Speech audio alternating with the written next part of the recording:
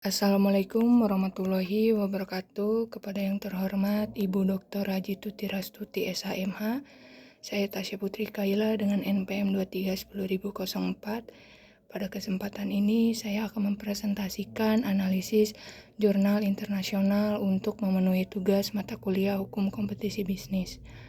Nah, jurnal yang saya bedah itu berjudul Antitrust Laws, Market Competition, and Corporate Green Innovation. Artikel ini ditulis oleh Bauweima dari Hefei University dan Hui Wenli dari Liaoning Police College yang dimuat dalam International Review of Economics and Finance volume 97 tahun 2025 yang diterbitkan oleh Elsevier. Nah, tadi berikut identitas jurnal yang baru saya jelaskan. Selanjutnya saya akan bahas mengenai latar belakang dan isu. Latar belakang penelitian ini berpijak pada urgensi inovasi hijau sebagai solusi perubahan iklim. Namun terdapat perdebatan teoritis apakah hukum anti-monopoli mendorong perusahaan untuk lebih kreatif secara lingkungan atau justru membatasi kemampuan finansial mereka untuk berinovasi. Nah, kemudian ada isu hukum yang diangkat, yaitu ada 3. Yang pertama adalah bagaimana dampak konkret penegakan anti-monopoli law atau AML Cina tahun 2008 terhadap inovasi hijau. Kemudian apakah intensitas kompetisi di pasar bertindak sebagai jembatan atau mediator dalam hubungan ini, dan yang terakhir adalah dampaknya, apakah dampaknya berbeda jika kita melihat jenis kepemilikan perusahaan seperti badan usaha milik negara dibandingkan dengan swasta. Selanjutnya ada kerangka teori. Dalam menganalisis masalah ini, peneliti menggunakan beberapa landasan teori.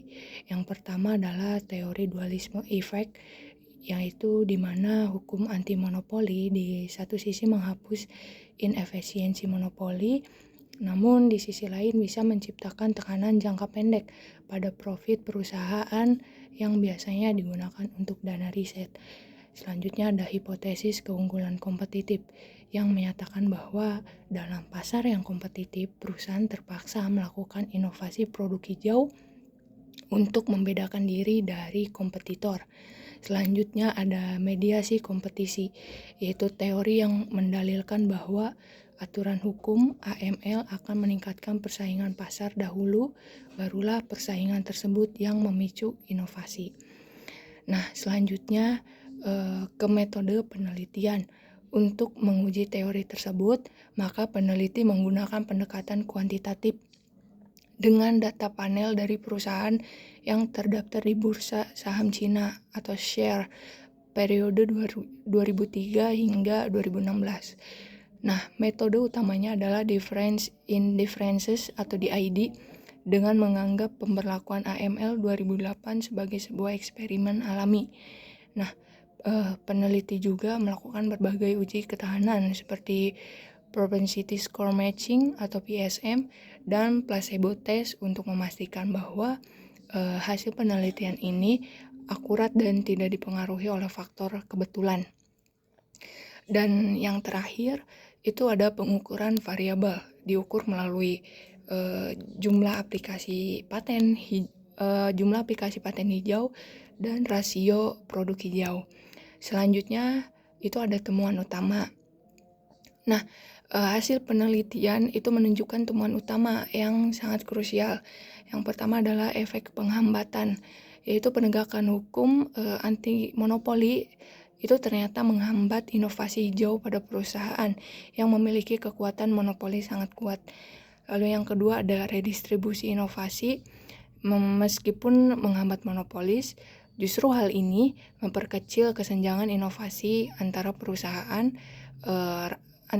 raksasa dan perusahaan kecil. Selanjutnya itu ada peran kompetisi yang dimana terbukti bahwa aturan anti monopoli menurunkan indeks HHI, yaitu indikator konsentrasi pasar, yang artinya bahwa persaingan itu meningkat. Nah, peningkatan persaingan inilah yang menjadi bensin bagi perusahaan untuk berinovasi hijau. Selanjutnya ada heterogenitas, yaitu dampak negatifnya lebih terasa pada badan usaha milik negara dan industri non-teknologi tinggi. Nah, selanjutnya ada analisis kritis. Secara kritis, saya melihat bahwa penelitian ini memberikan kontribusi besar dalam membuktikan bahwa hukum ternyata bukan sekedar teks saja, tapi memiliki dampak ekonomi nyata. Namun, saya memberikan catatan bahwa ternyata rentang data hingga 2016 itu belum sepenuhnya menangkap dinamika ekonomi digital dan green tech terbaru yang berkembang pesat pasca pandemi. Nah, analisis saya juga menyoroti adanya paradoks regulasi jika aturan anti monopoli terlalu kaku tanpa melihat jenis industrinya. Jadi kita beresiko mematikan intensif inovasi dari perusahaan-perusahaan besar yang memang sebenarnya itu memiliki kapasitas riset yang paling kuat seperti itu. Nah, selanjutnya apa relevansi terhadap RPS hukum kompetisi bisnis itu sendiri? Nah, penelitian ini sangat relevan dengan beberapa poin dalam RPS, yaitu yang pertama adalah tentunya aspek ekonomi, sangat erat ya dengan materi indeks ekonomi persaingan. Kemudian ada struktur pasar, itu memberikan gambaran nyata tentang hambatan masuk, barriers to entry, dan perilaku pasar monopoli dan juga oligopoli. Selanjutnya ada metode pendekatannya jelas, yaitu memperkaya diskusi kita mengenai kapan sebuah tindakan itu harus dinilai secara illegal pursuit atau menggunakan rule of reason. Lalu selanjutnya ada hukum komparatif, yaitu memberikan perspektif perbandingan hukum antara AML Cina dan Undang-Undang Nomor 5 Tahun 1999 di Indonesia dalam menghadapi tantangan ekonomi modern. Dan yang terakhir yaitu kesimpulan. Sebagai penutup, jurnal ini menyimpulkan bahwa hukum anti monopoli memiliki peran ganda sebagai pengendali kekuatan pasar sekaligus mendorong keadilan inovasi. Bagi kita sebagai mahasiswa hukum, pelajaran berharganya adalah pentingnya kebijakan yang adaptif, kemudian regulasi harus mendorong persaingan yang sehat tanpa harus mengorbankan kemajuan teknologi ramah lingkungan. Demikian presentasi dari saya. Terima kasih kepada Ibu Dr. Haji Tuti Rastuti atas bimbingannya. Wassalamualaikum warahmatullahi wabarakatuh.